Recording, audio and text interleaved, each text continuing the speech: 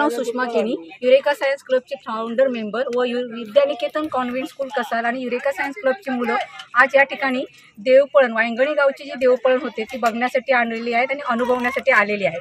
त्याचा मागचा उद्देश असा आहे की देवपळण का केली जाते, दर 3 वर्षांनीच का होते, त्यामागचा उद्देश काय आहे, अशा वेळी गावातील वातावरण कसं असतं, लोक जेव्हा एकत्र राहतात त्यावेळी त्यांच्यामध्ये एकोपा असतो का, युनिटी असते का, किंवा ते माळावर किंवा अशा वेगवेगळ्या लोकांच्या घरामध्ये जाऊन राहतात तर त्यावेळी त्या ठिकाणी कशा पद्धतीचं वातावरण असतं आणि हे जे काय परंपरा आहे ते पुढच्या पिढीने जपावी, जतन करावी, हा या मागचा उद्देश होता.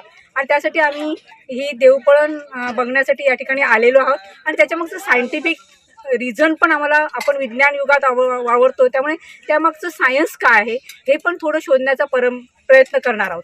मध्ये आपलं आता देवपळण करत असताना गावातल्या लोकांशी चर्चा केल्यानंतर देवपळण कशी होते, देव कसा आपण घेतो, देवाचं कौल म्हणजे काय, त्या ठिकाणी तांदूळ कसे लावले जातात, तो तांदूळ कोणत्या प्रकारचा असतो, नंतर 3 दिवसामध्ये गावकरी जे असतात ते कोणते कोणते कार्यक्रम सादर करतात आणि नंतर ते गावामध्ये परत कसे जातात, याबद्दलची सगळी माहिती गावातल्या काकांनी ह्या मुलांना दिली. आणि मुलांनी बरेच प्रश्न विचारले आणि त्याची उत्तरांचं निरसन पण त्यांनी केले.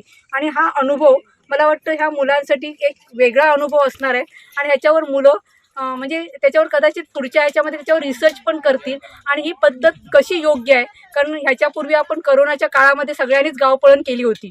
कारण मला तर असं वाटतं की तेव्हा पण असंच एखादी गावात साथ आलेली असणार आहे आणि लोकांची देवावर श्रद्धा होती, त्यामुळे देवाचा कौल घेऊन लोकांना गावाच्या बाहेर ठेवलेलं असणार आहे. आणि ती साथ जेव्हा आटोक्यात आली त्यावेळी पुन्हा लोक गावात आलेली असेल, असंही एखादं कारण असू शकतं आणि ते शोधण्याचा प्रयत्न आम्ही सगळे करतोय. थँक्यू.